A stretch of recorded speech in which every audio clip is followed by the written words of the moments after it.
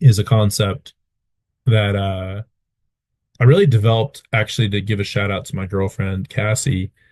We were talking about this and this concept, these two concepts really, they're going to be back to back, are basically called the pregame and the nightcap. And really what I was thinking about and what we talked about, what we hashed out together, and again, props to Cassie for uh for just adding a lot to this concept and its development. But this is really talking about, I think, consuming porn or again, this can apply, it's not just to porn, but I think to unhealthy habits in our lives and things that are self-destructive but also affect other people. Basically, consuming or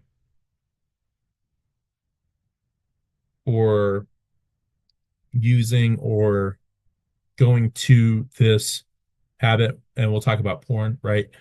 Let's just say watching porn before being intimate with your significant other, or watching porn before going on my fishing trip, watching porn before going to dinner with your parents, watching porn before X, Y, and Z, before the concert, before whatever the event is, something that's memorable, something that sticks with you. I mean, I remember times when I think about it of like I would like watch porn before seeing family.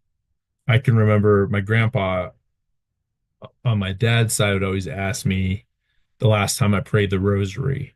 I always made a joke that my dad, when I was in college, would always ask me, when was the last time I changed my oil? And he'd always ask me about my truck in college, really to ask to say, like, hey, am I maintaining it? Am I being responsible? And I always remember my grandpa would do pretty much the same thing with the rosary and ask me, hey, when was the last time you did the rosary or prayed? Because I grew up Catholic. And I look back on that memory, and I'm sure many times before I saw my grandpa or when he asked me this question, I might have watched porn not too long before that. And so the pregame really is this ritual of consuming porn or indulging whatever that habit is before. It could be anything, right? But I would say for the practice of this podcast is really a significant event, or if we're to get deeper level, really, where a lot of the hurt comes to people that we love is the intimacy before intimacy with your significant other. The pregame is would be watching porn before the intimacy. So I'm going to go ahead and read what I wrote, the pregame. The moment of passion, bodies tangled in a loving constriction, squeezing, pulsing, throbbing in a tender embrace of vulnerable magnetism. The fight from this morning forgotten, a long day at work, a distant memory. The only focus is his partner in the dance. And like any great song, the music eventually crescendos and then ends. Laying in bed after this dance, there's a somber tone, at least in his heart. For all the vulnerability that was displayed through the rhythm of his body, there were still secrets he held close. As his partner squeezes him in bliss and places her head on his chest, he stares up at the ceiling and asks, when am I going to tell her? How am I going to tell her? Am I going to tell her? His racing thoughts interrupted as she whispers, I love you, with him responding in a quieter tone, I love you too. In place of a flutter in his heart is a shudder of shame, for he knows her heart will break once again, for he danced with many partners hours before, pre-game partners of porn. Woo! It's kind of nuts reading that. It really, yeah, it hits me because that was me. That was me in my past relationship and relationships was the pregame, was choosing my selfish desire for satiation, for this sexual release, this escape, this medicating act that I thought would medicate, right? That I thought I could escape, but I wasn't really escaping or medicating. I was just prolonging, making it worse. It wasn't just harm I was inflicting on myself, but really my ex and past people I was with. Because I think when you commit to an act of intimacy with somebody, there has to be a certain level of trust and commitment that you're being selfless, that you're giving yourself to another person, and it's a really vulnerable place, right, for both people. But I think especially for women, for that person on the other side, they don't know that you were looking at porn right before, hours before, or a day before. So when it finally comes to the light that you were, I would think in their mind, understandably, there'd be a lot of hurt. There'd be a lot of second guessing. There'd be a lot of comparison. There'd be a lot of pain, senses of betrayal, senses of, am I not good enough? Am I not good enough? And is that why you chose the pregame?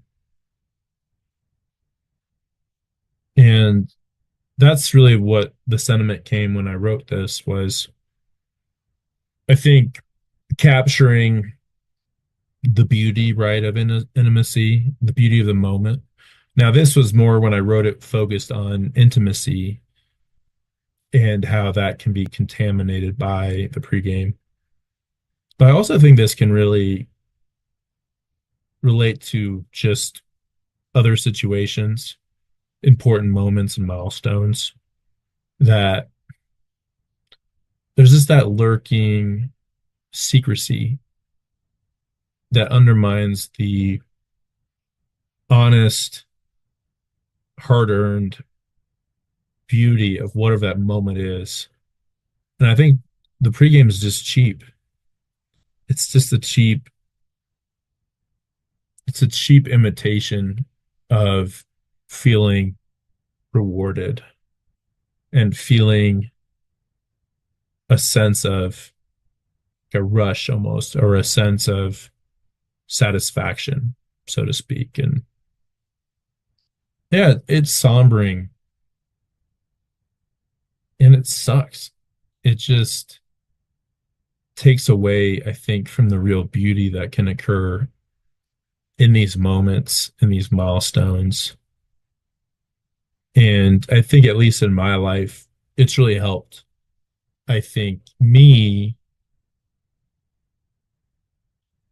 stay in the present and stay committed to staying in the present and not to do the pregame, not to take part in it, but to instead just enjoy the moment and enjoy what's going on. I don't need this in my life. I don't need this cheap distraction, this cheap escape. Let me experience life. Let me experience the good, the bad, the ugly. Let those moments define who I am. And I'm not defined by porn or my relationship with it. And it will not happen anymore. And I think that the pregame, hopefully, this message resonates to where when we choose to take part in the pregame, it's going to, I think, ultimately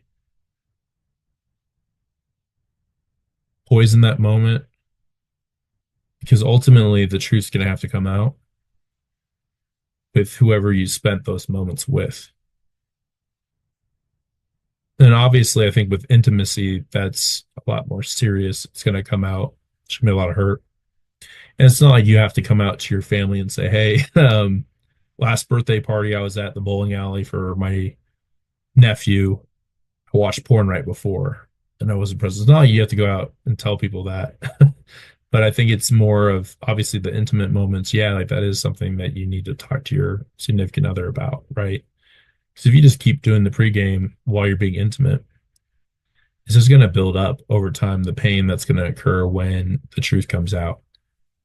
So it's better just not to be a part of the pregame. But I think ultimately, would you rather just be present in these moments than not being present? I think you're not fully present when you're initiating in the pregame. You're planning out the pregame before a moment that you could be, could be in your memory forever. These are important things.